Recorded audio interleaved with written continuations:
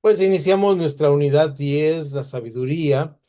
Estamos en este módulo uno, entender e interpretar la Biblia y hermenéutica, y estamos ya en la página, dijimos, número 27, en la unidad 10, la sabiduría. Antes de entrar directamente a nuestro manual para abrir boca y ir viendo de qué se trata esta materia, vamos a decir lo siguiente. Aquí tenemos unas letras en el idioma este, hebreo, y son letras distintas a las que normalmente conocemos en español. No nos espantemos al verlo, por favor, que las hermanos no se espanten con ellas. Ahorita las vamos a explicar. Y la razón de explicarlas es porque tiene que ver un poquito, y es la introducción para nuestro tema de sabiduría. Sabiduría es más que conocimiento, es aplicación del conocimiento. Estas letras que están ahí, que, que vemos en nuestra pantalla, tienen una interpretación. Para sacar esta interpretación es lo que sería la sabiduría. No solo conocer las letras, sino saber qué dicen las letras. Hace unos días, mi nieto de 6 años, que acaba de terminar primaria, me decía que su mamá le dijo que había 3 niveles de la lectura. El primer nivel era cuando solamente uno conoce las imágenes. Luego, el segundo nivel es cuando las imágenes de las letras tienen un sentido. Y el tercer nivel es cuando ese sentido hacen palabras. Y cuando ya hacen palabras, pues ya, dice él, ya sé leer, ¿verdad? Ya terminó primero, ya sabe leer. Bueno, en el grado de primer año de primaria. Las letras que tenemos aquí son letras de alfabeto. No se llama alfabeto, debería llamarse diferente, ¿verdad? Porque alfabeto es en griego, pero las letras hebreas. Cada una tiene un sonido. Vean ustedes como la primera es una Q, la segunda es una H, y curiosamente en los idiomas extranjeros, la mayoría de los idiomas, cuando uno está estudiando lingüística, sabe que en nuestro español tenemos la fortuna de que todas las letras se llamen de la misma manera, ¿no?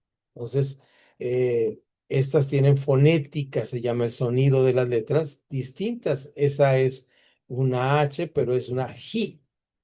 Entonces es Q, J, luego es una L, no voy a decir el nombre de las letras en hebreo, y luego es una T.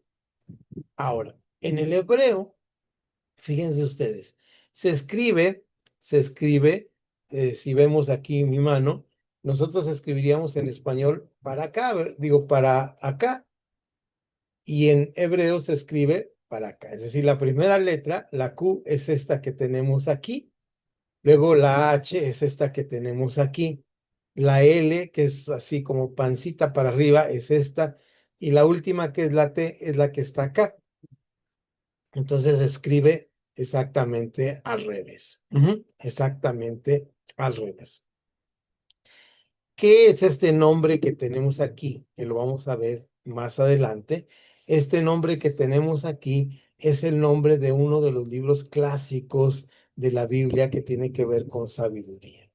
Este nombre, que nuestra traducción al español, que pasó por el latín, es el nombre de Eclesiastés. Eclesiastés tiene que ver con la palabra eclesiástico, o de la iglesia o congregación.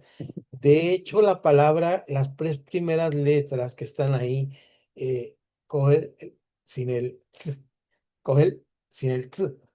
Esas primeras letras significan congregación o unión de personas. La letra T al final significa que es una persona que está enseñando a esas personas que están congregadas. Es decir, es un predicador. Por eso el libro se conoce como libro de Eclesiastés o libro del predicador. Ahorita vamos a analizar un poquito ese libro. Ahora bien, hago un pequeño paréntesis para decir algo importante. ¿Y por qué pongo esta introducción con ustedes? Voy a salir un poquito de la presentación para hablar con ustedes de esto. En alguna ocasión, yo estaba dando un curso de Biblia en una de nuestras iglesias, de nuestra conferencia, de la unión de nuestras iglesias, y un pastor me preguntó muy sinceramente, me dijo: hermano maestro Nahum, ¿es necesario tener conocimiento de los idiomas originales para poder estudiar y comprender la Biblia? Y así como fue honesta su pregunta, también fue honesta mi respuesta. Y la respuesta es no. Tenemos una buena cantidad de traducciones que nos permiten hacer un estudio profundo y sincero y honesto de la palabra de Dios en la interpretación bíblica sin necesidad de meternos en los idiomas originales. A veces nosotros tomamos algunas palabras de los idiomas originales para darle mayor profundidad al conocimiento que yo tengo sobre la palabra, pero no son necesarios. Ya alguien se puso a traducir. Y no debemos dudar de esa traducción. Más bien hablamos de esas palabras para tener una mayor profundidad. En este caso, vuelvo a prender mi pizarra electrónica. En este caso, la palabra ojelet, que es la palabra que tenía el nombre del libro originalmente, me da mucha luz, porque Ojelet es el hombre que está a la afuera de la ciudad, sentado, disertando sobre algún tema. Es decir, es un filósofo que está disertando sobre algún tema. Este hombre es un predicador o quien habla a una congregación. Me da mucha luz porque el tema del libro, lo vamos a ver un poquito más adelante, es interesante en este sentido. Es un discurso de sabiduría desde un punto de vista específico. Mandé al grupo, mandé un pequeño clip de video de, de este Project Bible, muy interesante. Proyecto Biblia es un proyecto de gente que se pone a hacer a través de monitos y caricaturas explicaciones de todos los libros de la Biblia. Este es muy bonito, el de Eclesiastés me gusta mucho el de Apocalipsis, que también se los voy a mandar la siguiente semana. La idea era acabar, esta es nuestra clase 8, terminamos, pero siempre en este tema de hermenéutica, a veces nos vamos a la clase 8A, que sería la siguiente semana. ¿De acuerdo? Entonces, para ver Apocalipsis con más tranquilidad, porque Apocalipsis vale la pena sentarnos y hacer una discusión sobre el Apocalipsis. Pregunta al grupo, pregunta abierta al grupo, y la pregunta es la siguiente: ¿alguno de ustedes ha leído el libro de Eclesiastés y tiene alguna punto de vista acerca de él? Hay opción de contestar. También una respuesta es no, no lo he leído. O solamente he leído una parte, ¿no? Por ahí cuando leamos sobre Job, el manual nos dice muy claramente lo que conocemos de Job es un pedacito. Entonces, a ver, Eclesiastés, ¿qué conocemos de Eclesiastés? Ahorita vamos a hablar de Eclesiastés y vamos a ver qué sabemos. Adelante, ¿hay alguna respuesta a esto? ¿Alguien ha leído el libro de Eclesiastés? ¿Sabe dónde está? Es muy fácil de encontrar, está entre Génesis y Apocalipsis, ¿no? Entonces es sencillo de encontrar. Más o menos, si usted abre la Biblia, a la mitad está el libro de Salmos, luego está Proverbios y luego está Eclesiastés. O sea, sí es fácil de encontrar. Pero, Yo adelante, avante. sí lo he leído, recuerdo haber leído el libro completo. Realmente ahorita no recuerdo bien todo lo que leí, pero de algo que se me quedó muy, muy marcado fue que el escritor de Eclesiastés termina diciendo vanidad de vanidades, en esta vida todo es vanidad, Ok. Janet, haciendo adelante, haciendo adelante. referencia a que pues nos afanamos en las en el trabajo cotidiano, en adquirir conocimiento, en trabajar, en adquirir a lo mejor propiedades, pero que todo eso pasa y que debemos de tener fundado nuestra fe en Dios y pues fuera de Él no hay más. Podemos adquirir todo el conocimiento, pero sin Dios no somos nada. Gracias, Janet. Muy interesante tu comentario. Te iba a interrumpir un poquito porque dijiste es una palabra clave, pero qué bueno que continúas. La palabra clave que mencionaste fue la palabra vanidad, ¿no? Es lo que nos queda. Y este libro de Proyecto Biblia eh, nos dice claro que la palabra hebrea que se utiliza ahí, no sé cuál, les confieso, no sé hebreo, no estudio hebreo, sé muy poquito de hebreo, pero es interesante que ellos nos dicen ahí que la palabra es algo así como vapor, algo etéreo, ¿no? Algo etéreo. Si no han visto el clip de Proyecto Biblia, por favor, échenle un vistazo. Está ahí para que se den cuenta. Ahora, este libro, curiosamente, es uno de los libros que posiblemente sea de los que más le costó a los que hicieron el canon. Aquí utilizo una palabra que no he utilizado. Canon es una palabra latina que significa regla. Es la regla de todos los libros que se incluyeron en la Biblia. No viene en el manual, pero lo vamos a ir viendo más adelante en nuestro instituto Aquila y Priscila. De tal manera que esta regla costó mucho trabajo meter el libro de Eclesiastés. ¿Algún otro comentario sobre Eclesiastés además de Janet? Hay otra oportunidad. Yo, maestro, buenas noches a todos. Buenas noches. Bueno, yo lo que he leído acerca de Eclesiastés, primeramente es un libro de sabiduría. Este libro lo escribió el rey Salomón, pero yo en este libro yo veo más que nada exhortación a cómo conducirnos en la vida y cómo es todo lo que pasa, ¿no?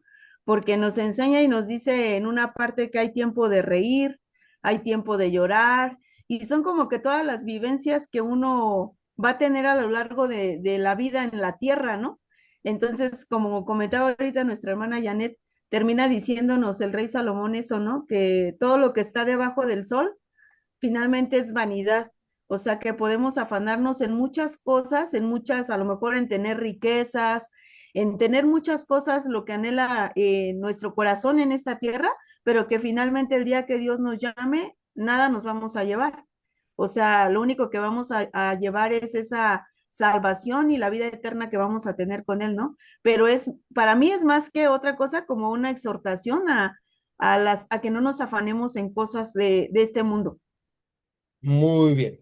También muy buen comentario en el sentido de que está hablando de un tiempo o de un hombre que parece que nada le ha llenado y llega un momento en que tiene esta visión final. Ahora bien, vamos a ir rápidamente a nuestro manual. Regresemos a nuestro manual para revisar de qué estamos hablando. Hay tres libros del Antiguo Testamento que se conocen como libros de sabiduría, entre comillas, y los menciona aquí: Eclesiastés, Proverbios y Job. Voy a quitar la vista para poder ver más mi manual. Si hay alguien que quiera comentarnos, adelante. Y aquí ya vemos que está nuestra primera ilustración. Dice unidad 10, la sabiduría, ¿verdad? Y ahora sí pasamos directamente a la letra A. Dice la característica de la sabiduría. Vamos a empezar a hablar de los tres libros y de la sabiduría.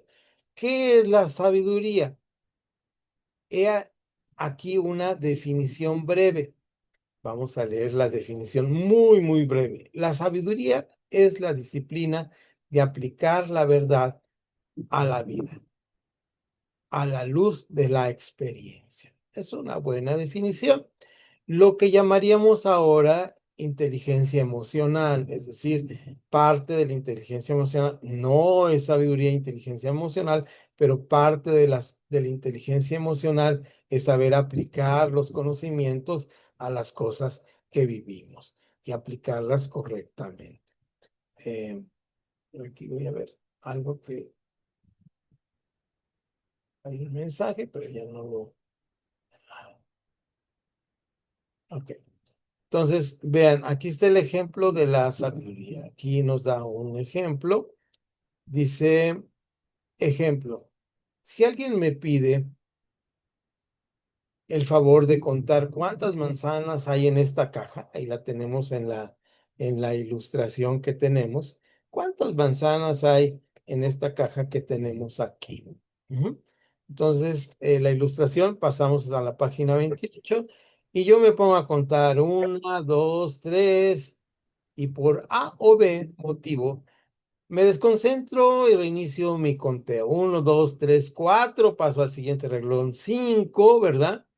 Y me vuelvo a desconcentrar porque alguien me volvió a hablar, etcétera, etcétera, etcétera. Hay un problema. ¿Por qué? Porque si yo ya aprendí la tabla de multiplicar, ¿verdad? También yo ahora aprendo sabiduría de mi nieto, dice que él ahora sabe las tablas de multiplicar, pero con la ranita, ¿verdad? Y me dice, es bien fácil, abuelo, 1, 2, 3, 4, 5, 6, 7, 8, 9, 10, o 2, 4, 6, 8, 10, ¿verdad? Es otra manera, porque dice, ya no multiplicamos como antes, multiplicamos con la ranita, de brinco en brinco. Entonces, si yo sé las tablas de multiplicar como yo las aprendí, ¿verdad? Aplico de manera práctica a la vida y ahorrarme tiempo haciendo este simple proceso. Horizontalmente hay 4 manzanas. De seguro ustedes cuando vieron esto y yo me puse a contar, ustedes ya estaban en este proceso matemático, ¿verdad? Que no sabemos. Y tres, hay tres columnas, ¿no? Entonces, decimos 4 por 3 son 12. En la caja hay 12 manzanas. Esa es, ¿qué cosa? Sabiduría. Ahora bien, pregunta abierta para el grupo. ¿Alguien tiene? Fíjense bien, recuerden que aquí no hay respuestas correctas o incorrectas.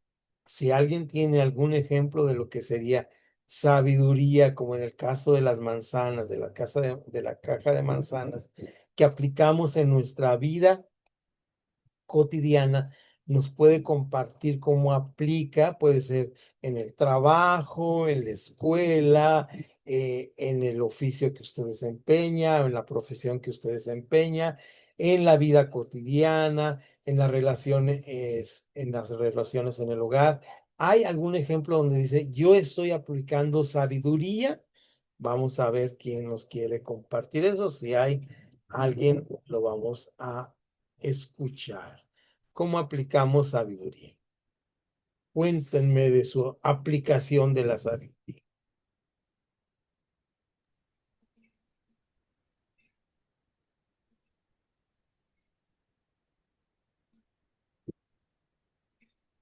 Hay una... Bueno, Adelante, adelante. me, me tomo la libertad. Yo me dedico como tal al área de sistemas y muchas ocasiones cuando alguna persona me comenta algún fallo sobre su equipo de cómputo, yo por experiencia puedo saber qué segmento de su computadora está siendo afectada. Tenemos el caso, por ejemplo, del pastor que me decía, oye, si es que el Office abre, pero no me deja editar nada. Yo ya sé que por experiencia, cuando eso sucede, es porque su licencia ya venció, ya se caducó y el periodo de gracia ya no está funcionando. Entonces, ¿qué hace Windows? Bueno, en este caso Office bloquea por completo las aplicaciones, Word, Excel, todo eso, puede abrir uno de los documentos, pero no editarlos. Entonces, como yo ya sé qué proceso tengo que aplicar, ya nada más digo al pastor, pues mira, hay que hacer esto, esto y esto, y le resuelvo muy, muy rápido. Otra historia es que yo en su momento fui maestro de computación para jóvenes en algún lugar y uno de ellos me decía, bueno, pero es que todo eso que usted nos enseña, ¿para qué nos sirve? Y una de las cosas que les enseñaba yo a ellos es el cálculo de la hipotenusa sobre un triángulo. Y me dio mucha risa porque me decía, es que eso a mí nunca me va a servir de nada. Yo, bueno, si yo te pongo a poner una antena y necesito que me digas cuántos metros de cable necesitas para atender esa antena, pues vas a tener que calcular a fuerza de hipotenusa. Si vas a poner un tendedero y quieres saber cuánto lazo requieres para que así que no se cae como tal el tendedero, tienes que hacer este cálculo. Y esas son experiencias que, aunque uno tenga el conocimiento técnico, si no sabe cómo aplicarlo, pues es conocimiento muerto. Y esa es parte de la sabiduría, saber cómo voy a aplicar algo dentro de mi vida. Yo conozco mucha gente que, ya regresando a lo religioso, conoce todas las escrituras, se saben versículos, etcétera, pero a la hora de que yo les pregunto, bueno, ¿y esto cómo lo aplico yo llanamente a mi vida? Muchas veces no me sabían explicar. Eso lo vi mucho cuando conocí al pastor, porque ya después me voltaba con el pastor, oye, pastor, pero es que esto dice así, ¿cómo lo aplico? Y ya él con su sabiduría me ilustraba y me llevaba por la forma correcta de entender ese versículo, ese pasaje bíblico. Y Ok, bueno, estos serían los ejemplos que yo pongo. excelentes ejemplos y sí es eso que estás mencionando, exactamente eso, es aplicar lo que conocemos a la cotidianidad, ¿no? Y recuerden, ahí Jorge me recordó algo muy bueno que decimos en el curso de hermenéutica que hemos estado repitiendo. No solamente debemos decir dice en la Biblia, sino debemos decir dónde lo dice y cuál es el contexto que lo dice y cómo lo aplico a mi vida lo que dice, ¿no? Entonces, eso es la sabiduría. Entonces, estos libros que tenemos aquí se aplican a la sabiduría. Vean ustedes cómo de esta manera podemos lograr esta parte de poder contar, ¿no? Las cajas de esta manera. Vemos la imagen e inmediatamente podemos contar. Es decir, la sabiduría tiene que ver con encontrar el momento adecuado para esto. Alguien, por favor, me ayuda con el siguiente párrafo que tiene dos rayitas para leerlo en voz alta lo más fuerte posible. eh, que se llama Los abusos con la literatura sapiencial. Es decir, ya vimos que es sabiduría, ya vimos un poquito del nombre de Kohelet, pero ahora vamos a ver cómo a veces se abusa de estos libros. Yo suelo dar un ejemplo que no debo dar, pero siempre lo doy y siempre me vuelven a regañar porque lo doy. Tenía un amigo que es pastor actualmente que cada que nos sentábamos a la mesa me decía un proverbio. Cuando te sientas a la mesa de un gran señor, pon cuchillo a tu garganta. Entonces, era un versículo bíblico, era una verdad bíblica, pero lo había dicho tantas veces que para mí ya no tenía sentido, ¿no? Hay personas, eh, he dicho esta frase por la cual me regañan, que tienen verborrea de versículos, os parecen metralletas de versículos, pero no dice nada y a veces somos muy abusivos de los proverbios. Las palabras de sabiduría que están ahí son muy importantes y nos ayudan a tener algo que se llama, lo vamos a ver en el siguiente curso, no en Aquila y Priscila, sino en dirección ministerial que se llama Ética Cristiana, que se llama ¿por qué actúo de tal manera? Es decir, lo que pasa en mi cabecita cuando yo voy a tomar una decisión, ¿verdad? Entonces, de esta manera podemos actuar. ¿Quién me ayuda con la lectura? Yo, pastor, Adelante. sí, dice así la lectura. La gente lee estos libros solo en partes y deja de considerar el mensaje global según las intenciones del autor inspirado. Eje del libro y de Job, la mayoría solo conoce los primeros 3 capítulos y saltan directamente al capítulo 42.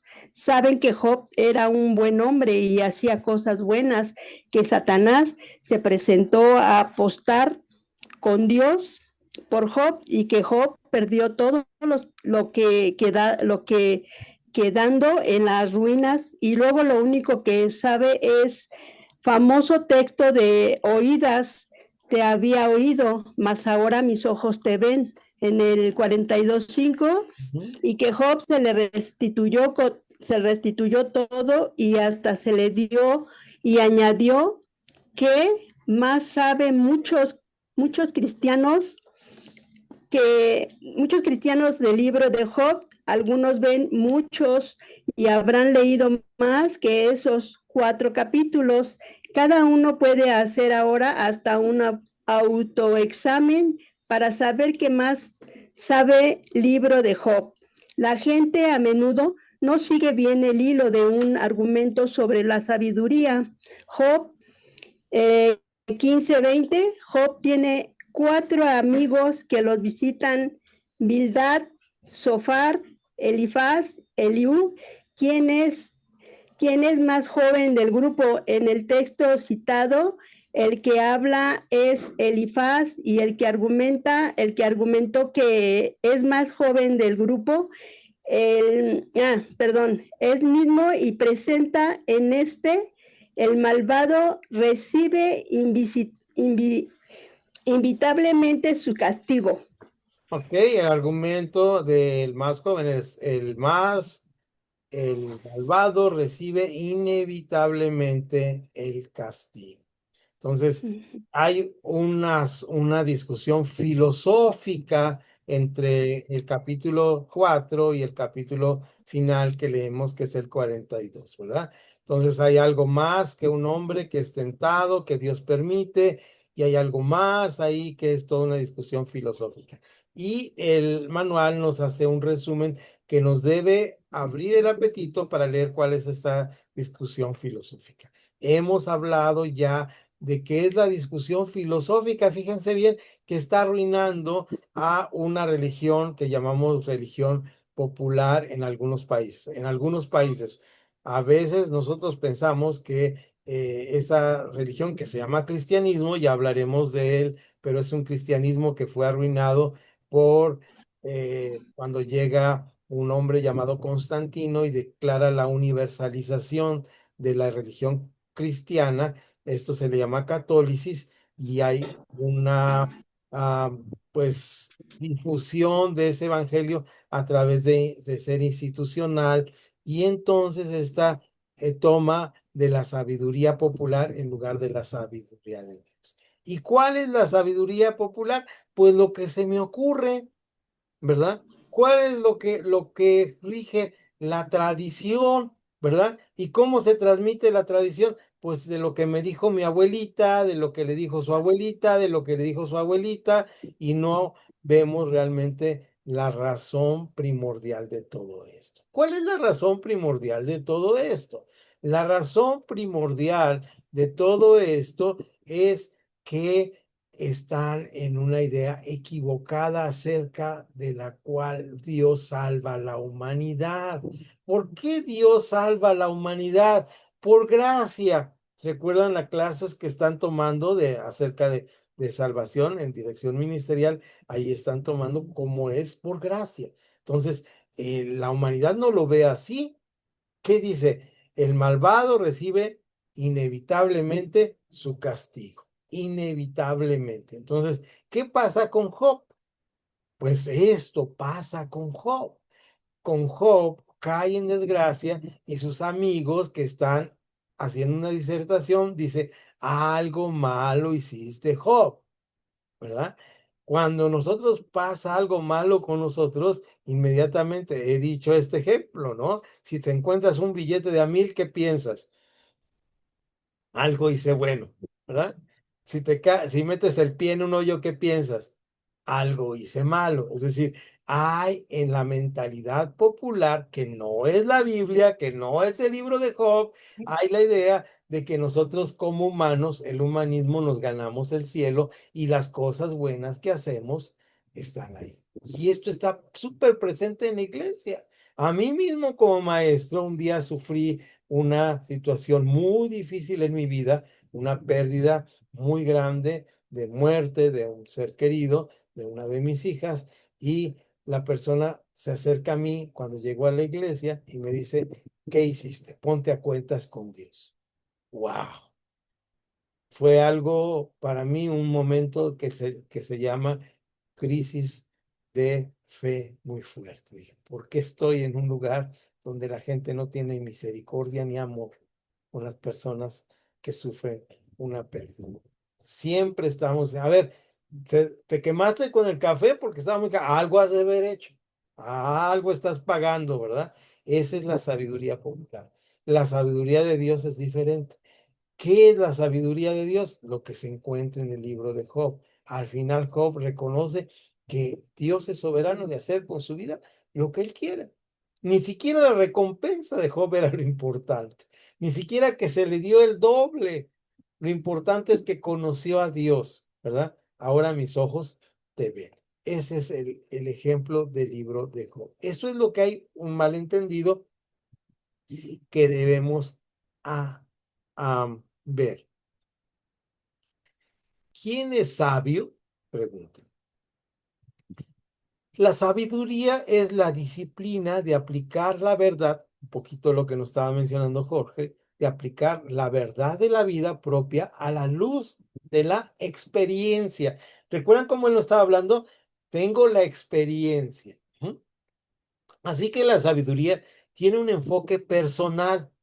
No es algo teórico, es algo que existe solamente cuando una persona piensa y actúa según la verdad aprendida por experiencia. Ahora, el Antiguo Testamento, perdón, me leí mal, el Antiguo Testamento reconoce que una persona tiene más sabiduría que otra, es decir, si hay personas que tienen más sabiduría, no más inteligencia, no más conocimiento, tienen más sabiduría que otra. Hago un paréntesis aquí para contarles una historia maravillosa.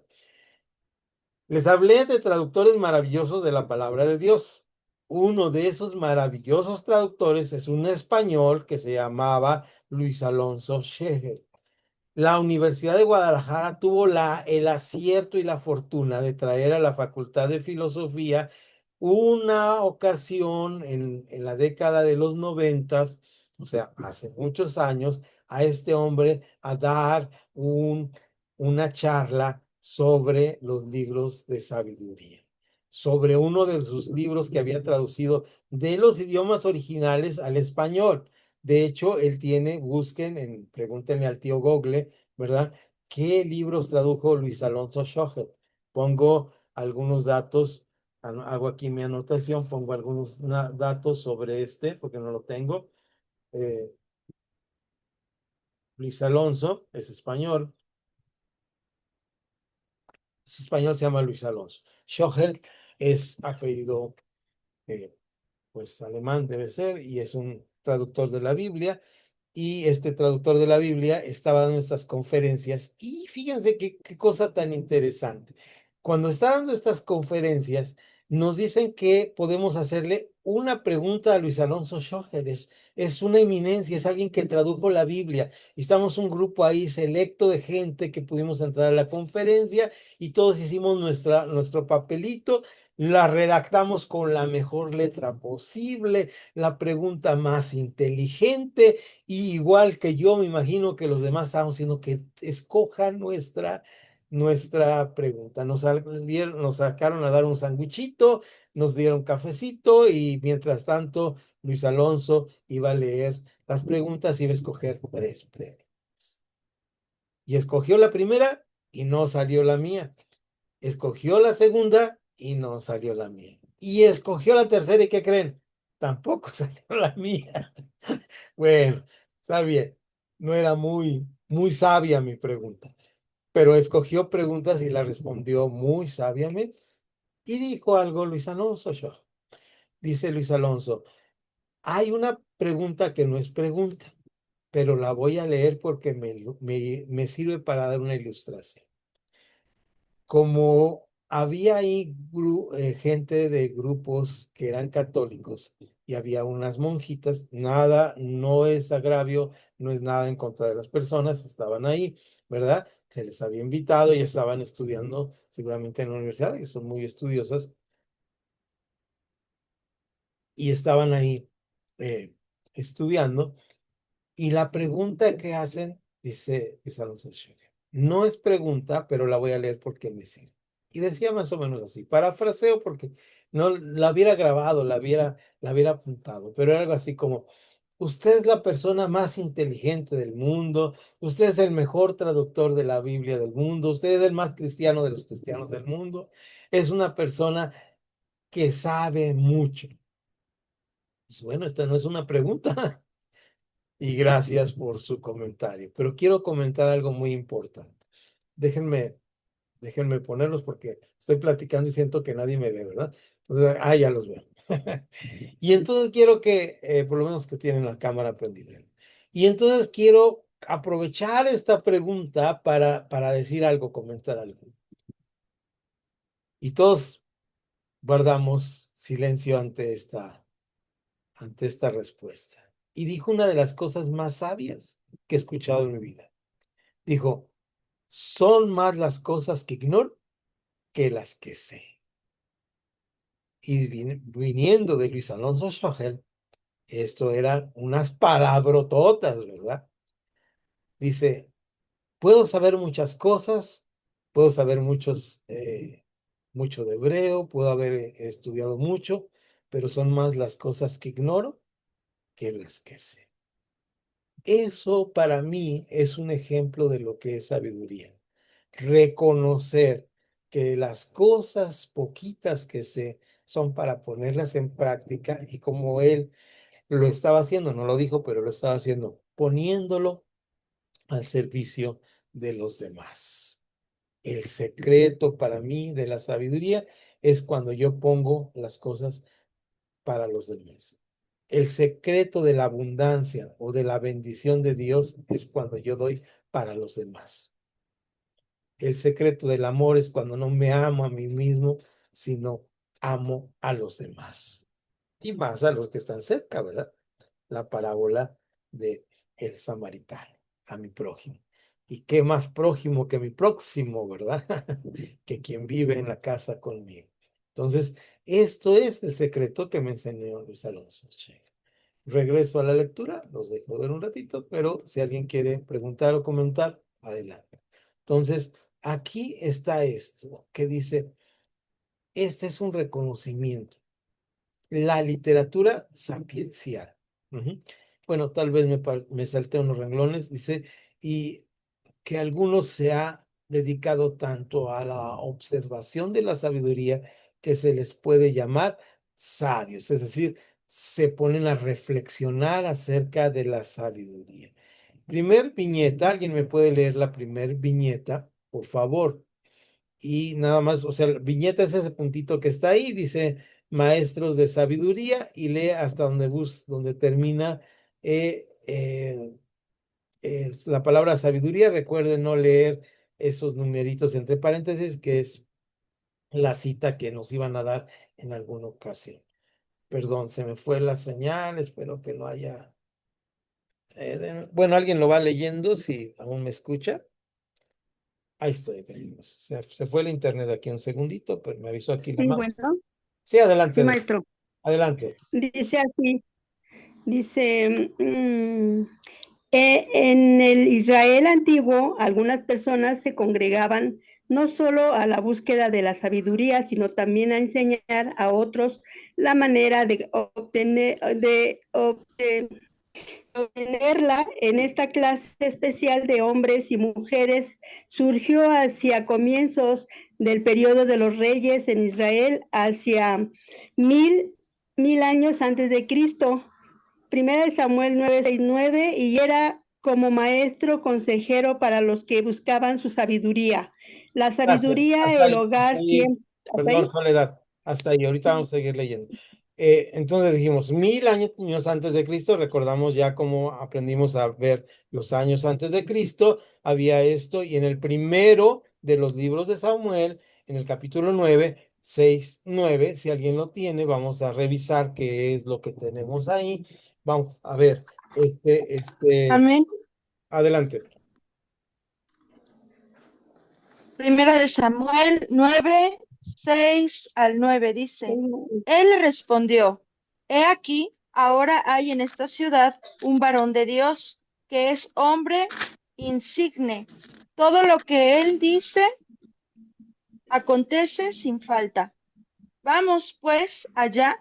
Quizá nos dará algún indicio acerca del objeto por el cual emprendimos nuestro camino. Respondió Saúl a su criado, vamos ahora. Pero, ¿qué llevaremos al varón? Porque el pan de nuestras alforjas se ha acabado y no tenemos que ofrecerle al varón de Dios. ¿Qué tenemos? Entonces volvió el criado a responder a Saúl diciendo, He aquí, se halla en mi mano la cuarta parte de un siclo de plata. Esto daré al varón de Dios para que nos declare nuestro camino. Antiguamente en Israel, cualquiera que iba a consultar a Dios decía así, venid y vamos al vidente, porque al que hoy se llama profeta, entonces se le llamaba vidente. Vidente, ok, entonces era un vidente, lo que ahora llamamos profeta, dice en el primero de los libros de Samuel con respecto a esto. Y estos versículos que hice y nos hizo favor de leer, nos dan mucha luz, muchísima luz de lo que es la sabiduría. Es decir, hablar de la palabra de Dios, ya vimos el tema de los profetas, de la profecía, ¿no? Del término profeta, que es brota. Y en este sentido, ahora tenemos una amplitud más. No solamente brota, sino tenía la visión de ver más allá. ¿Mm? La sabiduría es esto. Es cuando yo tengo la capacidad, ¿verdad? Mi suegro tenía una frase que decía, cuando tú vienes, yo ya fui y vine. ¿Entiendes esta sabiduría? Cuando tú vienes, yo ya fui y vine. Es decir, yo ya pasé por donde tú pasas. A veces me llama mucho la atención porque en nuestra comunidad, en nuestras comunidades de fe, siempre tenemos niños muy listos, porque los niños cristianos son muy listos, ¿no? Además de que leen y tienen una visión muy amplia de la palabra de Dios, son niños muy listos. Y a veces los papás vienen y me dicen, hermano, mi niño es muy inteligente, pero de tan inteligente que es, se está pasando de lanza, ¿verdad? Y quiero que hable con usted. Yo digo, pues, ¿qué le puedo decir a un niño? Yo no soy especialista para nada en niños, ¿verdad? Entonces, pero lo que me doy cuenta es que el pobrecito chiquito está siendo enfrentado a una serie de información tan abundante que no puede manejar en su cabeza como yo tampoco la puedo manejar.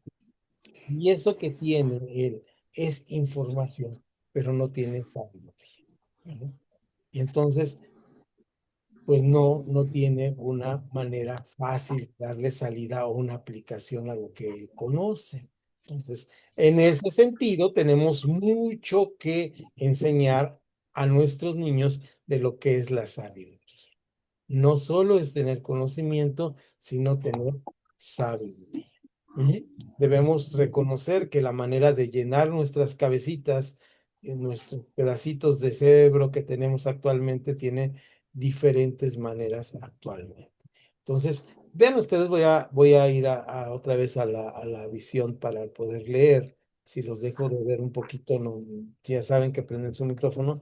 Y dice, eh, ya que leímos el primero de los libros de Samuel y vimos esto de los videntes que tenían una visión, la sabiduría en el hogar. Siempre se ha enseñado más sabiduría en la casa que en ninguna otra parte.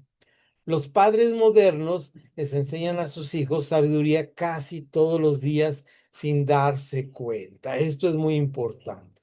Nosotros vamos enseñando sabiduría sin darnos cuenta. Esto se llama, en términos de la psicología, introyectamos. Esa palabra tan bonita, ¿verdad? Bonita palabra del español, introyectamos.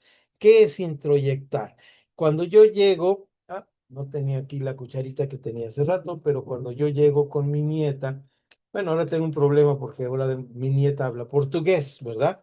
Y dice apagar, entonces no puedo comunicar mucho con ella, ¿verdad? Pero ella, cuando ella ve una cuchara, no sé cómo se dice en portugués cuchara, ¿verdad?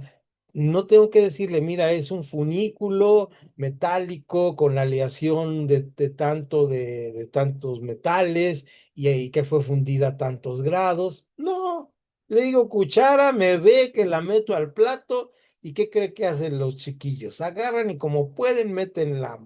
¿Los han visto? Se la andan metiendo por la oreja, por los ojos, por todos lados, pero saben para qué sirve una cuchara. ¿Por qué? Porque lo vieron a uno. Eso se llama, dijimos, vuelvo a repetir la palabra, ya se me olvidó, ayúdenme, introyectar, meter en las personas algo que lo hacemos inconscientemente. ¿Dónde adquieren sabiduría? Lo adquieren en el hogar. La mayoría de nosotros establecemos en el hogar. ¿Qué dice Deuteronomio 6 acerca de esto? Dice, enséñales a parafraseo para no oír que el Señor tu Dios uno es. Y utiliza la palabra hebrea con la s, que es una bolita y un palito con tres palitos y tres bolitas arriba, ¿verdad? Y es la letra sh, y es, suena de tal manera que dice Shekinah. Escucha, oye, sh, escucha, oye, ¿verdad? Por eso se llamaba Samuel, Shemael, Samuel, ¿verdad? El primero de los libros de Samuel fue el que leímos ahora. Entonces, Shemel, escucha, Israel, el Señor tu Dios uno es. Y enseñarás estas cosas en el camino cuando vayas con ellas, las atarás delante de ti. Es decir, introyectarás en la vida de tus hijos y yo también como abuelo llevo porque dice, les enseñarás a tus hijos y a los hijos de tus hijos. Entonces, no se acaba nuestra responsabilidad. Ya tuve a mis hijos, hay que los enseñar. No, yo tengo la responsabilidad de, no de malcriar a mis nietos, no de consentir a mis nietos. Ay, alguien me pegó por acá. Perdón, alguien me vino a golpear por aquí. No de consentir a mis nietos, sino de enseñarles la sabiduría que la vida me ha dado. ¿Se dan cuenta? Entonces, estos son los libros de sabiduría. ¿Cómo los vamos a aprender? Ahorita vamos a entrar en esta parte. ¿Cómo los vamos a aprender? Fíjense cómo los vamos a aprender. ¿Alguien me puede leer, por favor, la sabiduría en el hogar? Y en la siguiente viñeta, solamente donde empieza la sabiduría entre los colegas y donde termina los parientes o paréntesis, sabiduría de su posición o posibilidad. Esto es interesante. ¿Quién me ayuda, por favor? Una manera como la gente refina su conocimiento y conducta posteriores por medio del comentario y la discusión. El tipo de sabiduría que predomina en el libro de los Proverbios se llama sabiduría proverbial, mientras que la que se encuentra en Eclesiastés y en Job se llama usualmente sabiduría especulativa, es decir, sabiduría de suposiciones o posibilidades. Gracias, Jorge. Vean ustedes, hay dos maneras de ir fomentando, trabajando la sabiduría. Estas dos maneras de ir fomentando la sabiduría es la siguiente. La sabiduría se hace desde el tipo de sabiduría que, de acuerdo al libro de Proverbios, nos dice que el tipo de sabiduría en el libro de Proverbios se llama sabiduría proverbial, ¿verdad? Por eso se llama proverbio. ¿Qué es proverbial? Es recordar algo que se ha dicho siempre, ¿verdad? Y se vuelve a repetir. Nosotros los mexicanos somos buenísimos para este tipo de sabiduría proverbial, ¿verdad? Hay algo que yo recuerdo de mi abuela que decía, y digo, como mi abuela decía, ¿no es cierto?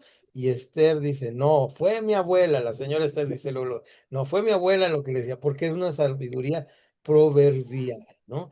¿Han escuchado ese dicho que dice, óyelo tú, mija, escúchalo tú, mi nuera? Alguien que me recuerde algún verso de los nuevos. Voy a prenderle su micrófono para que me recuerden. ¿Qué dichos recuerdan ustedes? A ver, de esa sabiduría proverbial.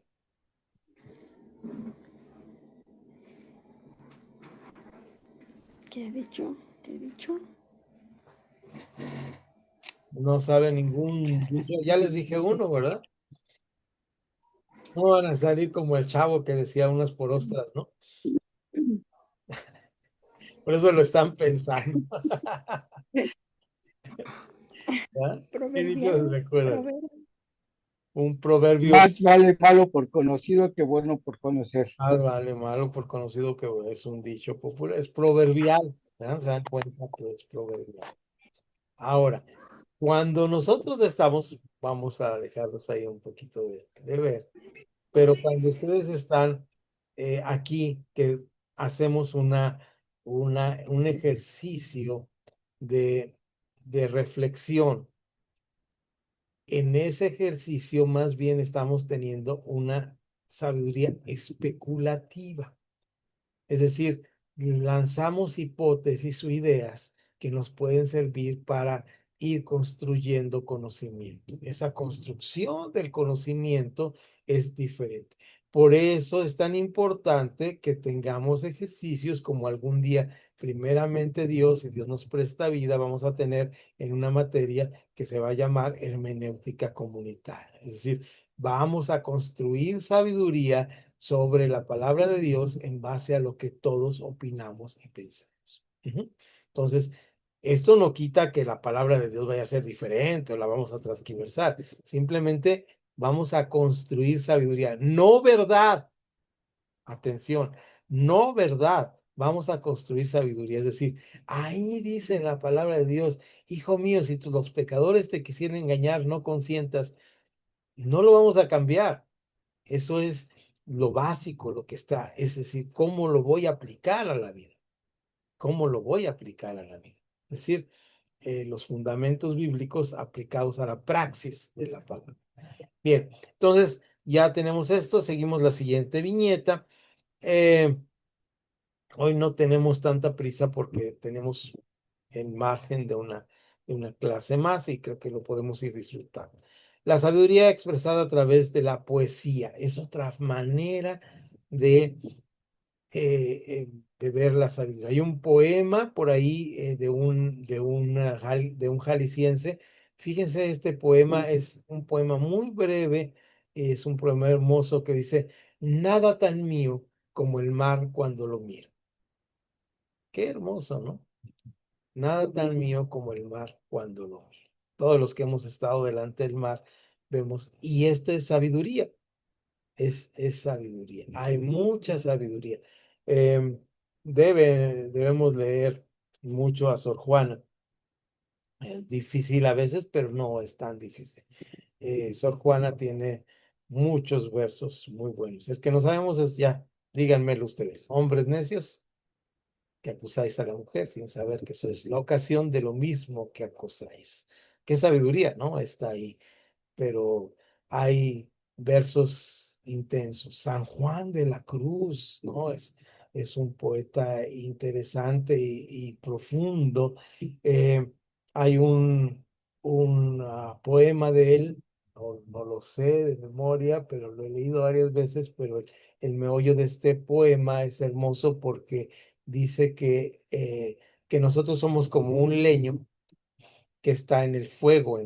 Han ido ustedes a una cabaña donde hacemos la, la chimenea y ponemos el tronco, y él dice, la vida del humano es como un tronco que cuando lo traigo de fuera está lleno de... ¿Ustedes han visto cómo están esos troncos? Hasta a veces traen cucarachas o traen alacranes, lo que sea, ¿no? Y el moho, lo mugroso, y usted avienta ese tronco en medio del fuego y dice, cuando uno entra en el fuego purificador empieza a quemar todo lo que está, toda la escoria, todo esto. El fuego de los demás, y dice San Juan de la Cruz, este fuego es el fuego de Dios que va quemando nuestra vida, que va transformando. Y bueno, para no gastar más el tiempo en San Juan de la Cruz, tenemos que decir, es como este fuego, dice San Juan de la Cruz, que al final te integras con la demás lumbre, dejas de ser tú. Para pasar esto, dice, tiene ese tronco que sudar, tiene que sacar el agua. Cuando llegamos a la presencia de Dios, así es, ¿no? Por eso lloramos, por eso nos sentimos eh, pues totalmente humillados delante de Dios, desnudos sería la palabra correcta en el alma cuando Dios está. en la presencia misma, ¿no? Entonces San Juan de la Cruz nos dice mucho en poema. La poesía bíblica, es algo interesante. Dice, la poesía tiene una composición, cadencia, ritmo, armonía, repetición de sonidos, cualidad de estilo que facilitan su memorización más que la prosa. Prosa significa lo que leemos así. Vean ustedes, me estoy acordando de San Juan de la Cruz y no me acuerdo de las cosas. Y fue así como la poesía también se convirtió en medio de transmisión de sabiduría en el Antiguo Testamento. Vean ustedes. Jesús mismo usó poesía muchas veces. Pablo no se diga, ¿no? Pablo son mucha poesía en todo lo que hace y repite poesía, está constantemente. Los límites de la sabiduría. La sabiduría no abarca toda la vida por su intensidad práctica. No toca los asuntos teológicos e históricos que son tan importantes en otras partes de la Biblia. O sea, la Biblia no podría ser solo sabiduría.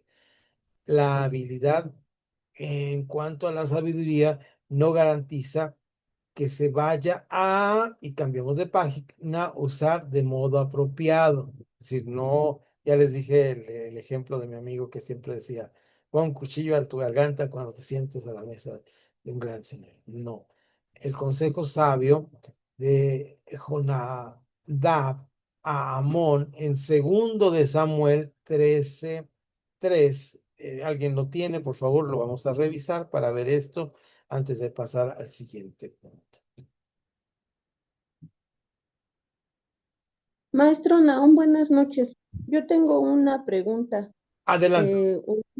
Ahorita que usted Déjame estaba ver. hablando ahorita que usted estaba hablando de la poesía de poema, bueno, sí le entendí.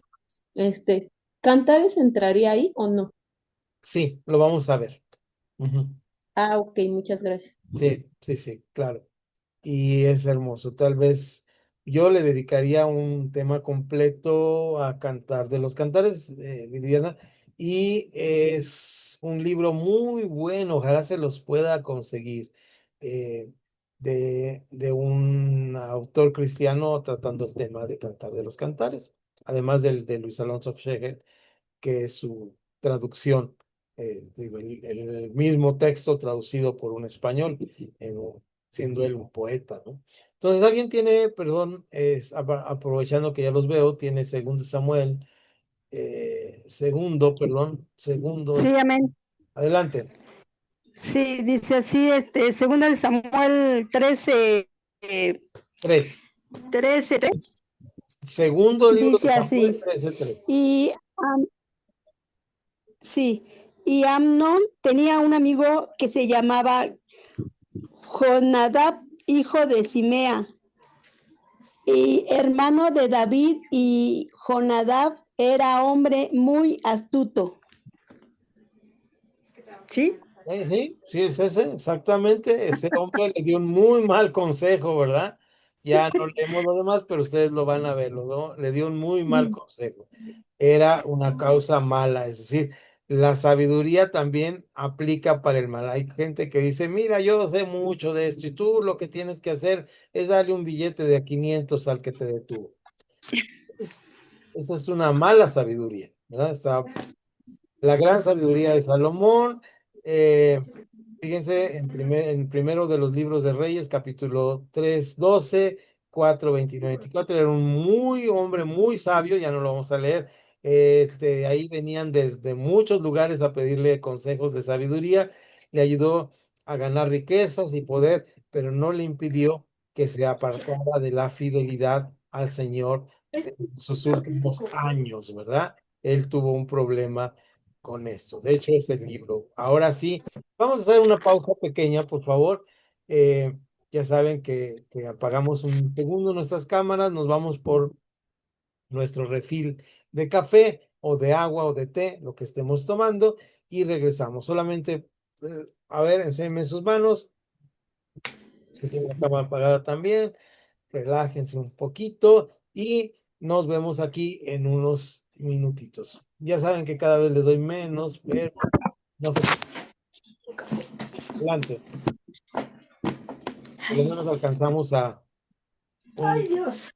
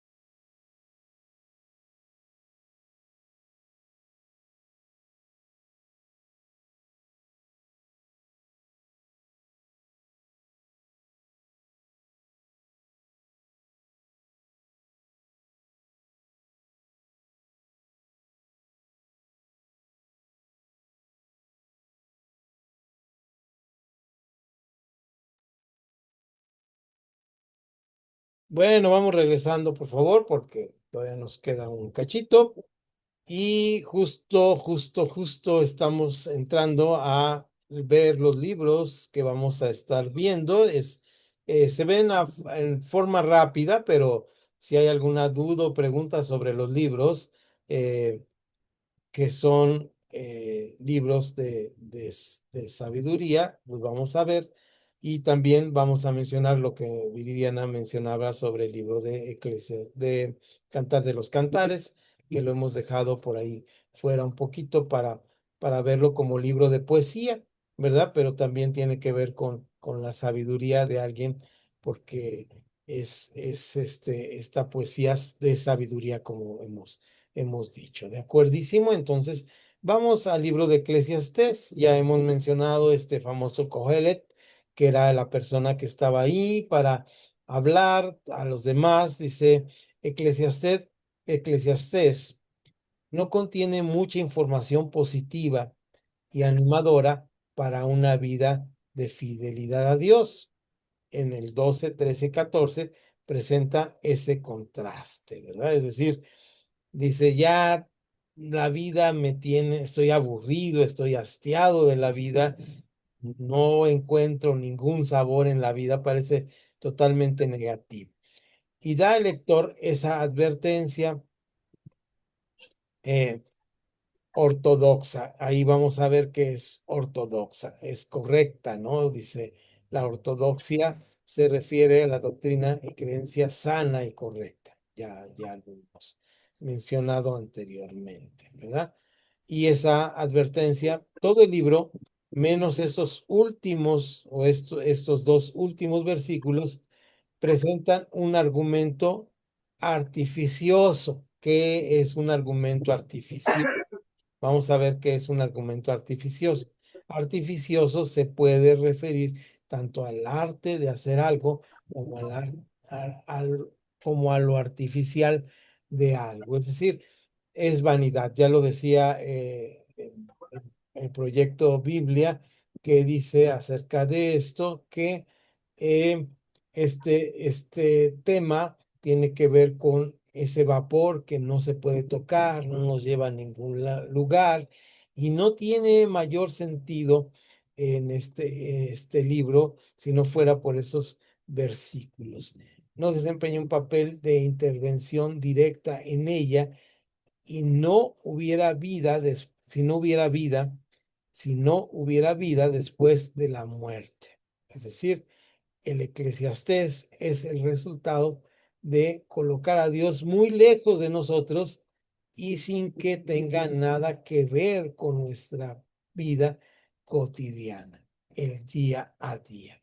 La interpretación que da Proyecto Vida, Biblia, perdón, Proyecto Biblia, es que es una persona que es negativa hablando de lo que te parece que no sirve para nada, pero que al final, que todo es vanidad, pero al final se encuentra con grandes verdades. palabras. No quiere decir que el texto bíblico no tenga valor, sino es un enfoque y dentro de su propia manera de ver el mundo, recuerden que es una persona que está afuera haciendo esta discusión para establecer sabiduría, tiene estos 12, 13 y 14. ¿Qué nos dice Eclesiastés 12, 13, 14? Y luego vamos a ver otro versículo muy rescatable de Eclesiastés.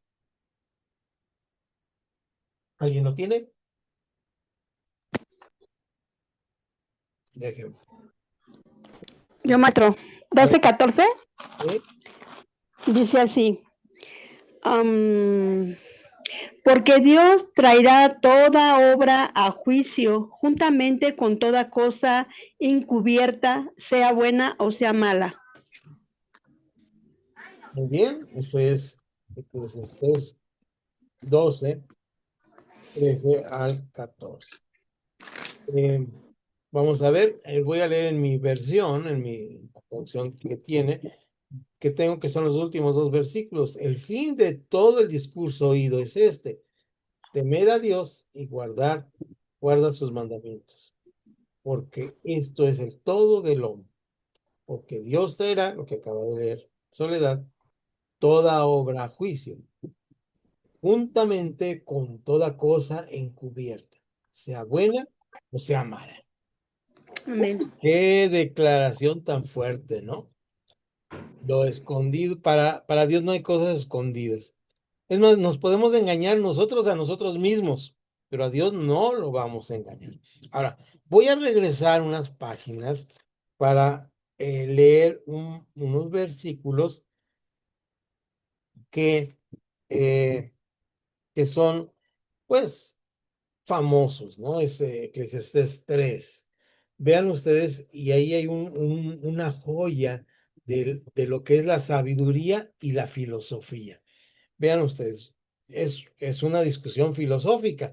Ni siquiera podemos decir si es verdad o no. Una discusión filosófica simplemente lanza ideas, ¿verdad? Y dice, todo tiene su tiempo, también tiene tiempo de ver la luz.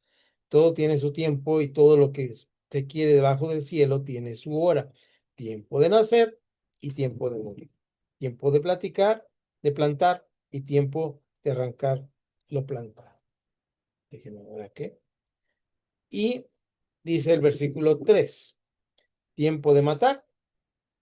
Eso es terrible, ¿no? Porque entonces, entonces está bien matar. Qué tremendo. No, es una discusión, ¿no? Hay que, hay que dialogar todo esto, hay que dialogarlo siempre, platicarlo muy intensamente sobre lo que es la discusión filosófica.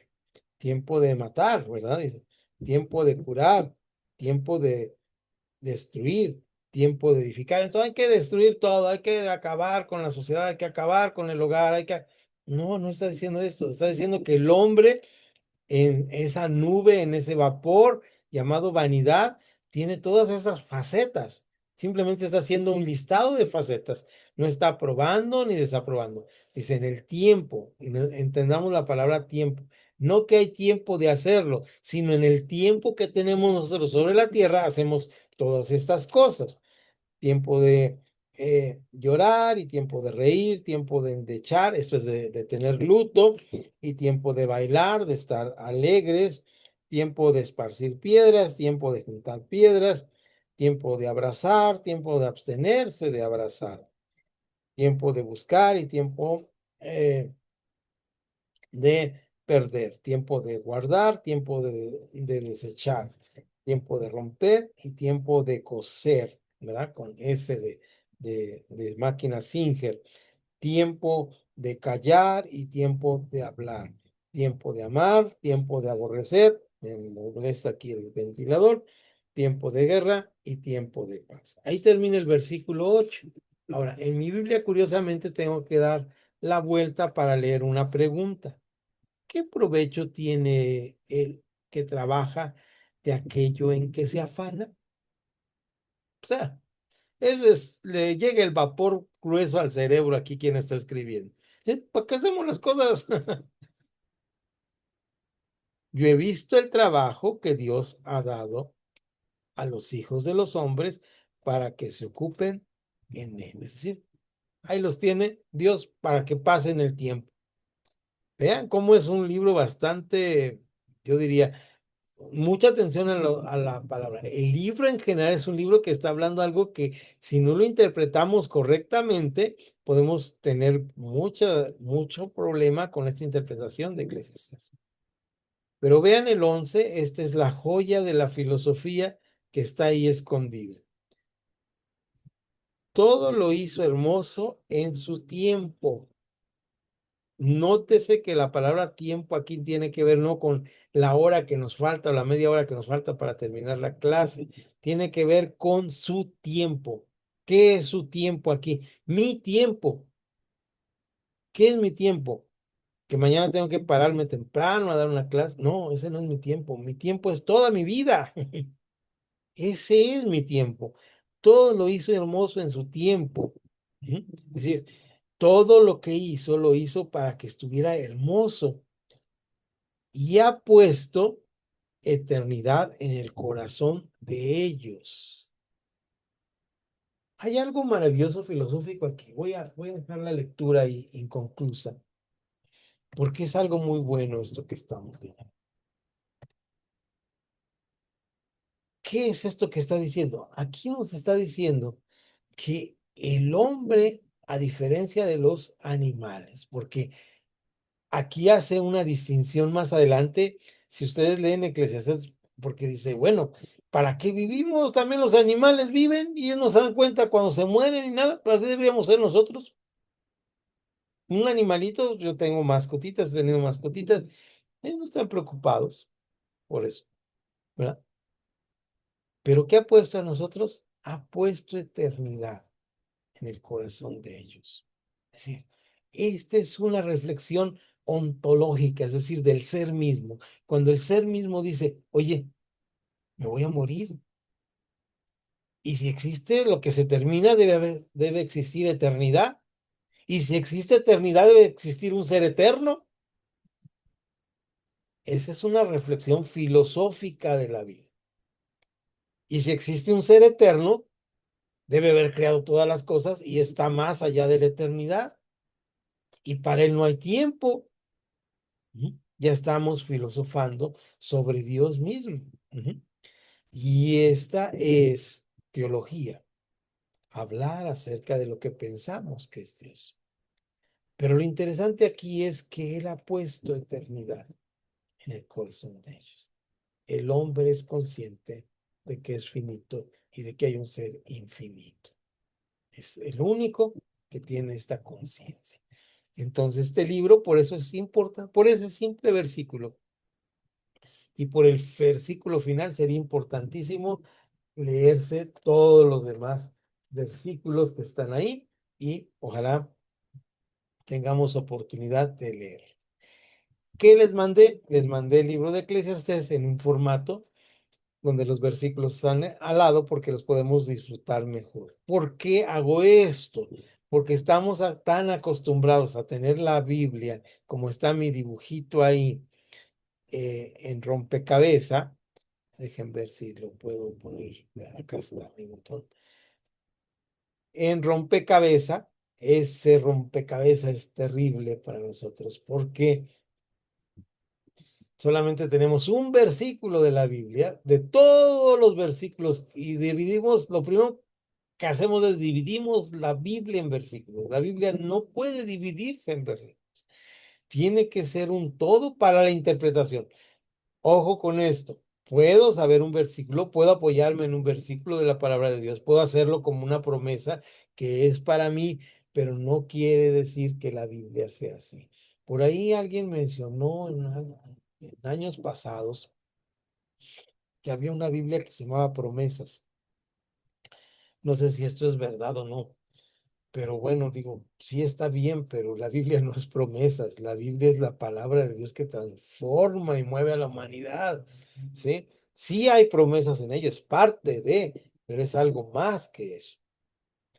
¿Por qué? Porque es dada a unos seres humanos que somos complejos y que tenemos que vivir la vida, ponernos los pantalones todos los días y enfrentar la vida con miles de dificultades. Ya estoy enojado, ya se me cayó la cara. No se preocupen, aquí la arreglo.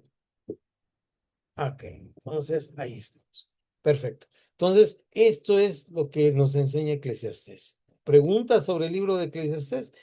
El Eclesiastés es el resultado de colocar a Dios muy lejos de nosotros sin que tenga nada que ver con nuestra vida cotidiana, que era el ejemplo que le estaba dando, ¿no? Es decir, el tener conciencia de la eternidad nos hace que Dios esté presente en nuestra vida. Este último versículo de Eclesiastés, oye, la verdadera, dice este autor de los cuentos de Narnia, Lewis, dice, la verdadera espiritual se vive en la intimidad. Es lo que está ahí presente, ¿no? Pablo lo llega a decir en el libro de Primera Corintios, estoy cansado, ya no me acuerdo, pero dice la hojarasca, ¿no? Se va a sacar a luz. Dice, tus obras serán probadas por fuego. No habla de salvación, está hablando, pórtate bien.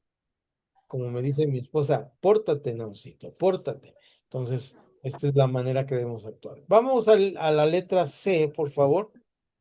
¿Se perdió la hora? Sí, muy bien. Sabiduría de... Ahí estamos. Ando buscando mi...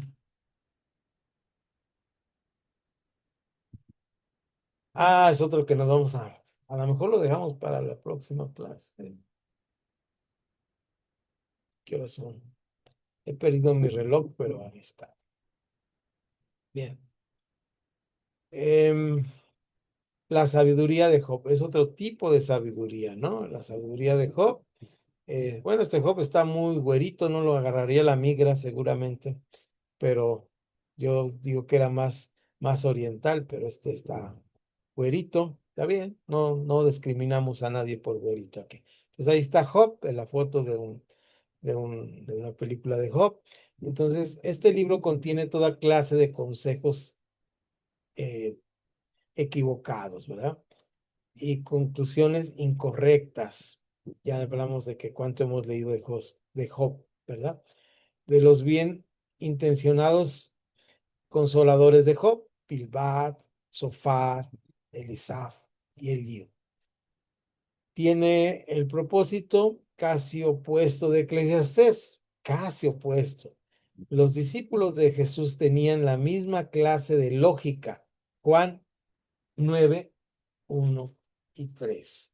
Cuando yo vi esta clase por primera vez, hace años, me llamó mucho la atención cómo lo relaciona. Yo no lo había relacionado así, por eso hay que verlo con esto de los discípulos de Jesús. Vean ustedes, y yo alguna vez me dediqué mucho tiempo a leer Juan.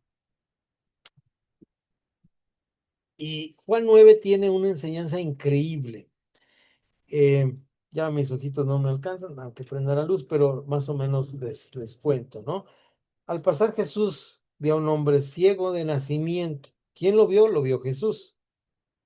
Y le preguntaron sus discípulos, vean, imagínense la escena. Aquí me quiero imaginar la escena porque esto me da luz. Casi me gustaría empezar a predicar.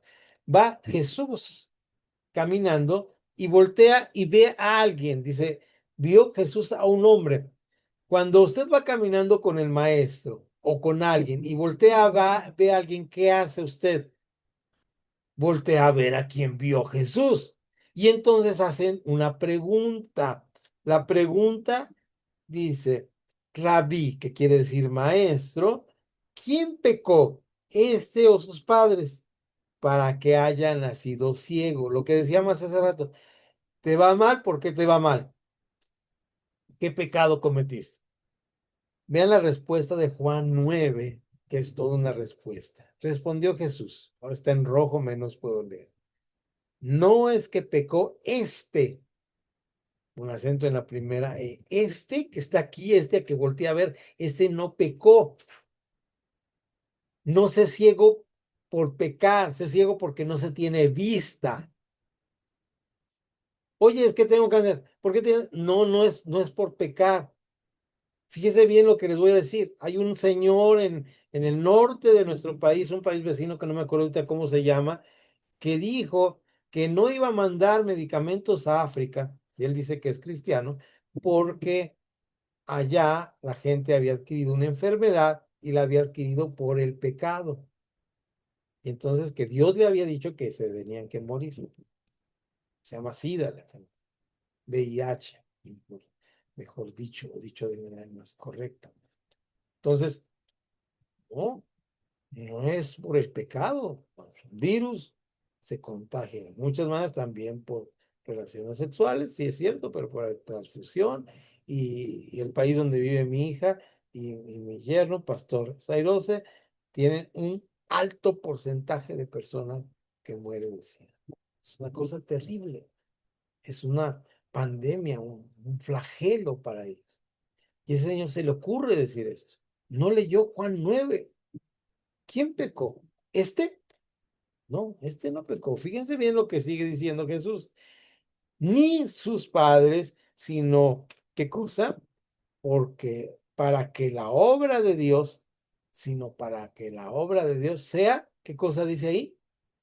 Manifestada. ¿En quién? En Él. Las parábolas, los milagros son enseñanzas de Jesús para nosotros. Dios hace una obra sanadora, Dios hace una obra milagrosa como la que hizo, permite cosas, no porque seamos buenos o malos, o porque Jesús esté jugando a los dados, eso decía Einstein. Jesús no, Dios no juega a los dados.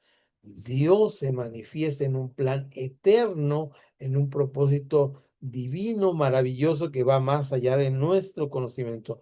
Pablo también en poesía y en filosofía exclama: oh, profundidad de las riquezas, de la sabiduría y de la ciencia de Dios. Cuán insondables son tus juicios, inescrutables tus caminos. Mas es necesario hacer las obras del que me envió. Entre tanto, que el día dure. La noche viene cuando nadie puede trabajar. Entre tanto que estoy en el mundo, luz soy. Ese hombre había sido ciego para que Jesús pasara por ahí y le sanara y se viera la luz de Dios en la vida de ese hombre. Ese era el propósito de Dios. Tenemos un Dios de propósitos. Entonces, vean ustedes, esta es la razón, también la razón de Job, como también la tienen muchos cristianos modernos, ¿verdad? Ya mencionamos a uno que no quiero volver a recordar, ¿verdad? Es esa visión de que las cosas suceden porque ellos se pecan y hay que acabar con el pecado en esa manera. Parece natural suponer que es Dios contra el mundo. ¿Recuerdan ustedes esta otra parte? Bueno, te lo voy a mencionar. La Biblia no enseña eso, sino que el mundo está caído, corrompido por el pecado, bajo el dominio de Satanás. Lea Juan 12:30. Aquí otra vez vuelve a relacionar esto con Juan 12, ¿no? Y Juan 12, se me borra mi reloj que tengo aquí por el lado. Ah, todavía tenemos tiempo. Juan 12, vean ustedes. No, se me salió mi Biblia. Aquí lo tenía ya separado.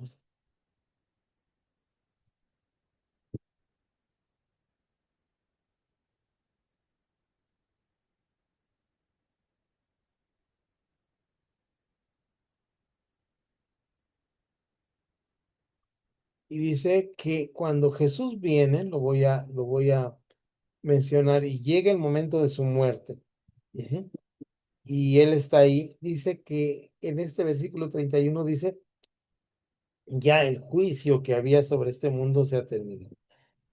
Ahora es el juicio de este mundo. Ahora el príncipe de este mundo será echado, perdón, será echado fuera. Dice, ya no hay condenación para los que somos hijos de Dios. El príncipe de este mundo fue echado fuera. Ya no hay ninguna condenación para los que hemos creído en Jesús. De esta manera, y que en la vida ocurren muchas cosas que no son como Dios quiere que sean, específicamente el sufrimiento, no siempre el resultado del pecado. Subraye, no siempre. Si yo, en lugar de tener aquí café, tuviera jarrito de tamarindo y lo tomara todo el día, no del que hacen con tamarindo, sino del que se compra en botella, embotellado y tiene gotitas, ¿verdad? Llamadas aquí en Jalisco chelas, ¿verdad? ¿Qué me pasaría? Pues me daño el hígado, ¿verdad? Me daño el hígado. Entonces, sí, el pecado produce un mal. ¿No? Si yo cometo actos contrarios a la voluntad de Dios, claro que hay consecuencias, pero esto no quiere decir de ninguna manera que si algo sucede fortuitamente sea causa del pecado.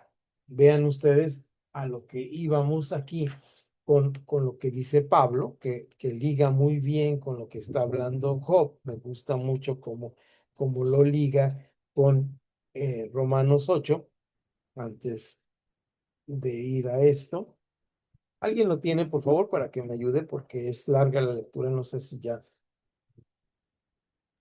eh, Yo, pastor. Yo, maestro. Adelante, profesora Isa. Romanos 8:18 Si vas dice, hasta. pues tengo por cierto, ¿sí Adelante. estoy correcta? Sí, 18 al Romanos 8:18, ¿verdad? 23, por favor. Sí, dice, pues tengo por cierto que las aflicciones del tiempo presente no son comparables con la gloria venidera que en nosotros ha de manifestarse, porque el anhelo ardiente de la creación es guardar la manifestación de los hijos de Dios. Gracias. Porque la creación fue sujetada a vanidad, no por su propia voluntad, sino por causa del que la sujetó en esperanza. Porque también la creación misma será libertada de la esclavitud de corrupción a la libertad gloriosa de los hijos de Dios.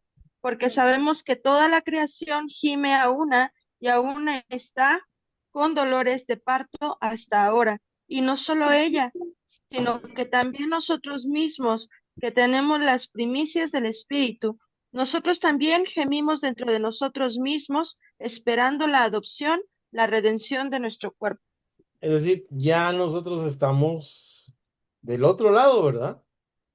Ahora sí hay un mundo que está en un proceso de degradación. Pero ¿qué pasa con los cristianos? Bueno, pasa con los cristianos lo que dice Romanos 8:1.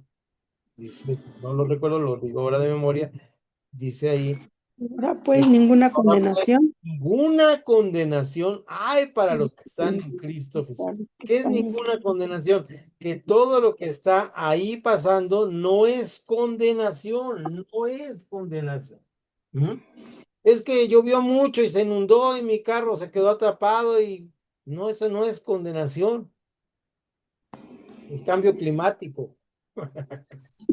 Y tenemos No, que ver qué hacemos, qué granito de arena ponemos para eso. Entonces, vean ustedes, cuando Job esté en esa situación, volviendo a Job, dice, en cuanto a la cuestión de si todo en la vida es justo o no, Job tiene la razón, pues no lo es. En cuanto a la pregunta de Job, ¿por qué yo? Dios tiene la razón. Sus caminos son más altos que nuestros caminos.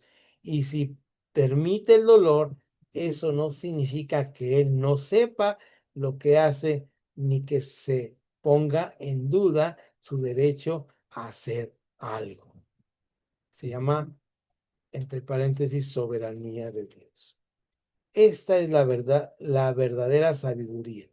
El lector del libro de Job aprende lo que es simplemente la sabiduría del mundo, al parecer lógica, pero, pero en realidad errónea. Y lo que es la sabiduría de Dios, que edifica la confianza en la soberanía y la justicia de Dios. Dios es el que va a hacer justicia. Decía mi abuela, pero hay un Dios. Cuando alguien hacía cosas malas, ¿verdad? Pero hay un Dios. Entonces, ahí está esa parte que tenemos adelante. Ahora, vamos al libro de Proverbios. Lea el libro de Job, si es posible, pero yo voy a recomendar algo que me recomendó mi mamá. Mi mamá me recomendó, y ella lo hacía así, era una mujer de oración y de lectura de la Biblia. Ella decía, todos los meses que traen 31, lee diario un proverbio cada día. Así que sigue, ¿qué me sigue? Julio. ¿Cuántos días trae Julio? Ya se les olvidó cuántos trae. A ver, vea su calendario rápidamente. A ver, ¿cuántos días trae Julio? A ver, dejen verlos.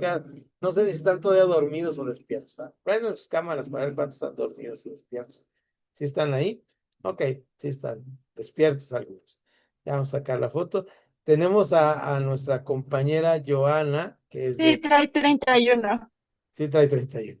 Que de nuestra comunidad de fe, que está poniéndose al día y ya tomó ya varios, al igual que Gusberto y Mireya, y que la pastora Ivette, varios están simplemente ahora para ponerse al corriente y poderse graduar. Así que ahorita al final la saludamos y le damos la bienvenida.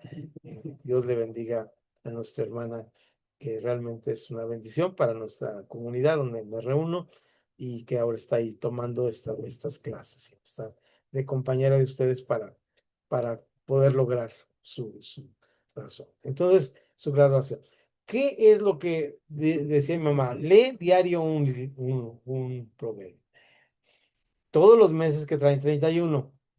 No es posible hacerlo porque somos muy flojitos, pero seguramente usted sí lo puede hacer. Pero vamos a ver cuántos lo hacen en el mes de julio. ¿Qué van a hacer?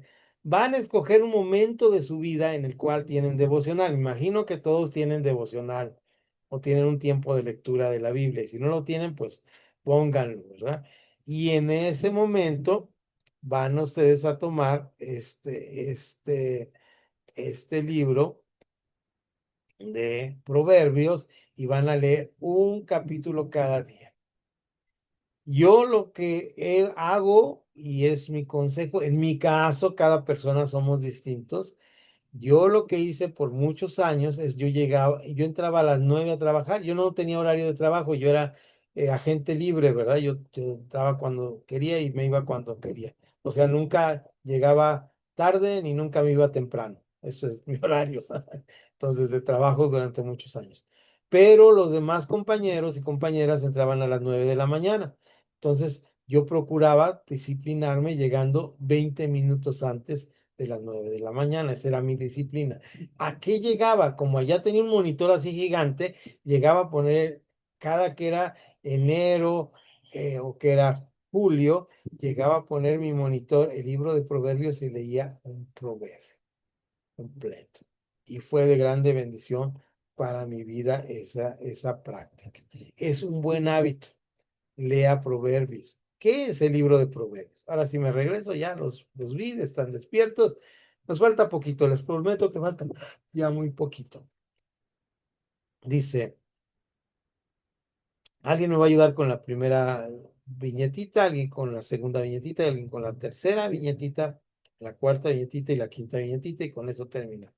Leo el primer párrafo. Dice, es la fuente primaria de la sabiduría prudencial, juiciosa, ¿verdad?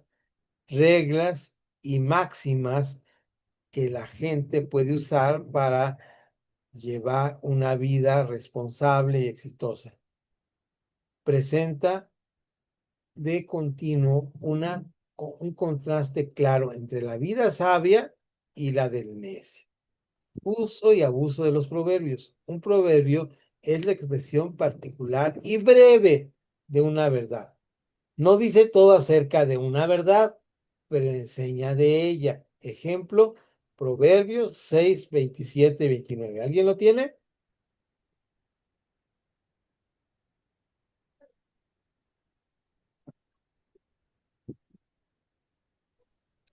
Amén, maestro. Maestro, gloria a Dios. Dice así la palabra, hermano.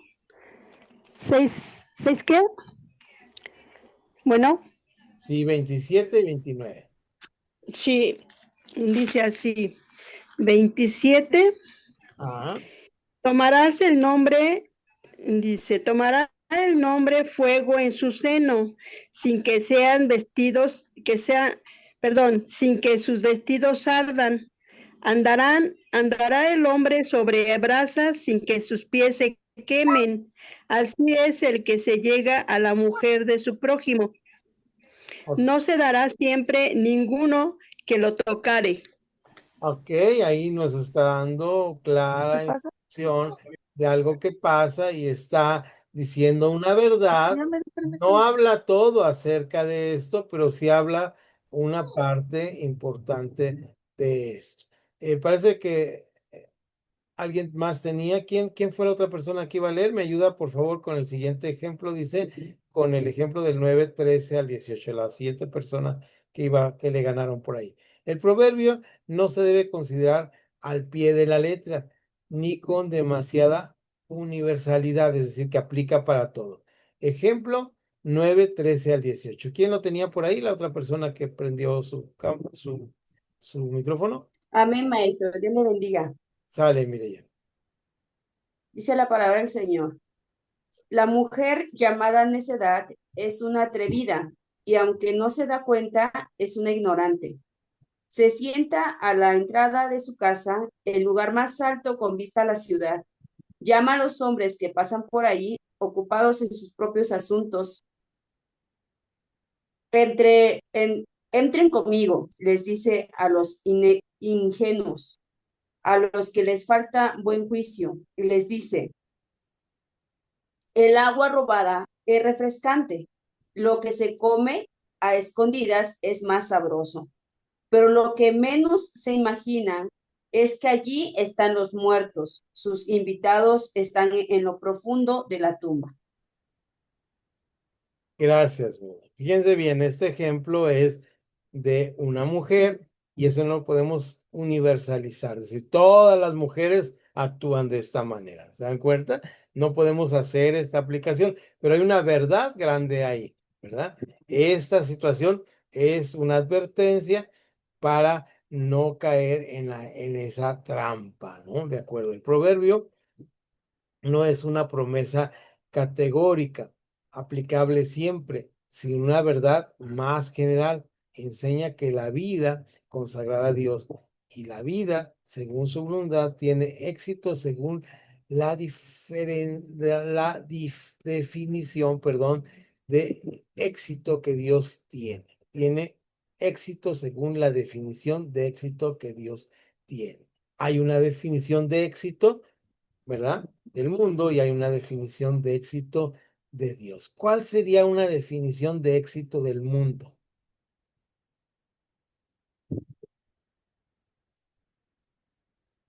¿Alguien tiene alguna opinión de cuál sería la definición de éxito del mundo?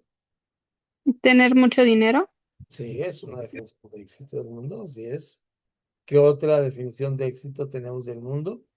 Un éxito podría ser que todo te salga bien. Que todo te salga bien, que tengas buena suerte. ¿Qué más? Fama, hoy en día, seguidores en internet, en las redes sociales. ¿Sí? ¿Cuántos Likes. likes, verdad? Ese es éxito actualmente. Ahora, ¿ese será el mismo éxito para Dios? No, de ninguna manera. Éxito es diferente para Dios que para el mundo. En cambio, según la definición de éxito del mundo, el resultado puede ser precisamente el opuesto. La historia de Job nos recuerda eso. ¿Cómo estaba Job? Pues perdió todo con una roña, perdió hijos, perdió esposa, ¿verdad? Ahí hay un versículo en Job que hay dos maneras de traducirlo. Dice, maldice a Dios y muérete, y otro dice, bendice a Dios y muérete, ¿no? Las dos maneras, es decir, está en esta circunstancia. Ahora bien, Ahora sí me empiezan a ayudar con las viñetitas, por favor, prendo acá. Ah, ya los tengo prendidos en la cámara. Ya pueden ustedes ir leyendo, por favor. El primero, nomás el primer puntito, hasta donde se termina el primer Sí, punto. maestro. Adelante. Sí, dice así, los proverbios no son garantías legales de Dios. En ninguna parte de los proverbios se enseña algo sobre el éxito automático. Proverbios 22, 26 al 27, Proverbios 29, 12, Proverbios 15, 25. ¿Hasta ahí? 15, 25, hasta ahí. Ok, hasta ahí leemos. Entonces, vean ustedes cómo no enseña sobre un éxito automático. Y como les dije que debemos leer proverbios, cuando encontremos estos proverbios, especialmente el capítulo 15, vamos a fijarnos cómo es el ejercicio que quiero hacer ahora, cómo estos proverbios no son consecuencias sobre lo que sigue, sino más bien, ay, se me mueve con la, perdón, se me mueve aquí con la, ese es Ay. el ventilador. El ventilador nos hace la maldad. Pero vean ustedes, quería mostrarles los pensamientos son frustrados donde no hay consejo, mas en la multitud de consejeros se afirma. Ujú. Ahí es donde está este proverbio. Entonces, siempre están en este paralelo, decir una cosa o decir otra de alguna manera. Siguiente viñeta, otra persona o alguien me lo lee, por favor. Proverbios debe leer como una colección, es decir, es una colección de dichos. Ujú. Amén. Los proverbios se deben leer como una colección. Cada proverbio inspirado se debe equilibrar con otros y se debe entender en comparación con el resto de la escritura. Proverbios 21, 22, 22, 14. Ejemplos en 22, 26.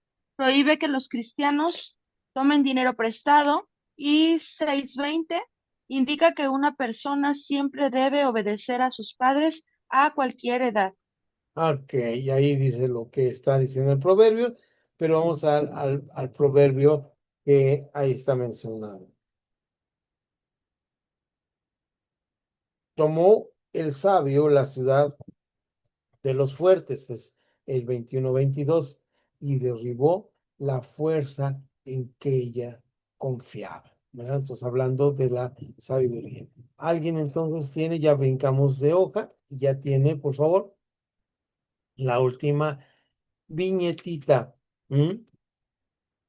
Dice, los proverbios fueron compuestos para facilitar su memorización. Esto es muy interesante. ¿Alguien lo tiene?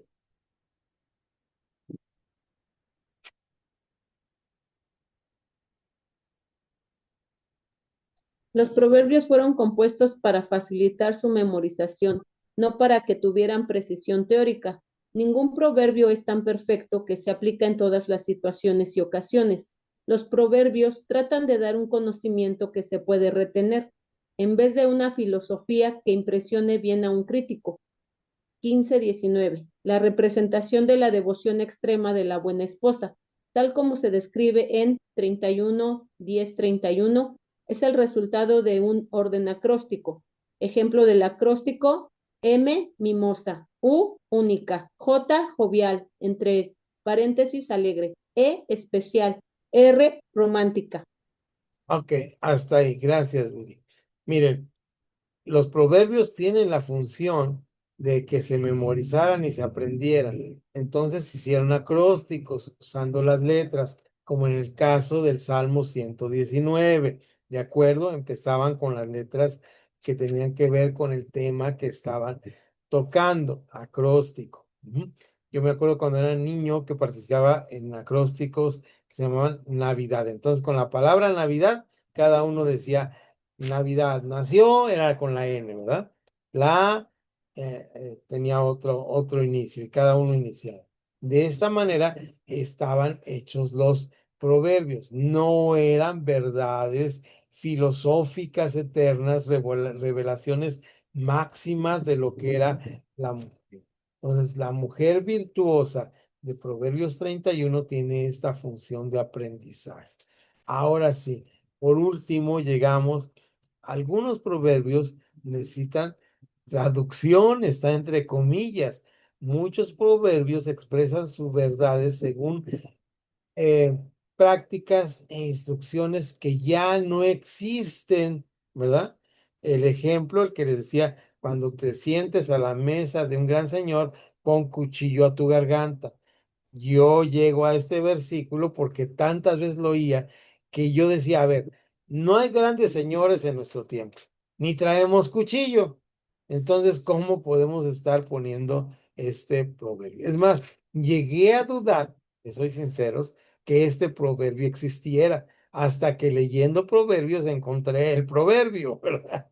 Entonces sí está en proverbios. Si alguno entró en la duda si está el proverbio, pues sí está el proverbio.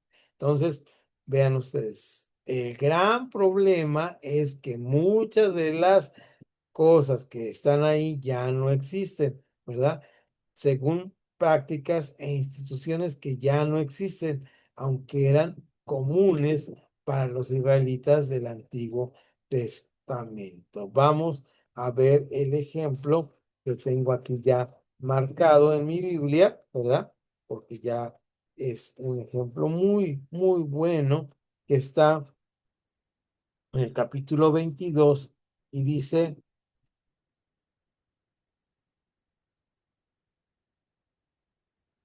el que ama la limpieza de corazón por la gracia de sus labios tendrá la amistad del rey. Bueno, podemos cambiarlo por el presidenta, ahora sería presidenta, ¿verdad? En lugar de presidente, tendríamos que irlo adaptando, pero está hablando de algo, de una corte, ¿verdad? Y está hablando de que hay personas que aconsejaban al rey. Ahora también hay consejeros en la actualidad, en el consejo. El rey también puede ser nuestro líder espiritual, en fin, pero está hablando de cosas que ya no están. Realmente tendríamos que hacer una traducción o transliteración de lo que está hablando el pasaje. 25, 24. Mejor es estar en un rincón del terrado, dice. Se me movió la hoja.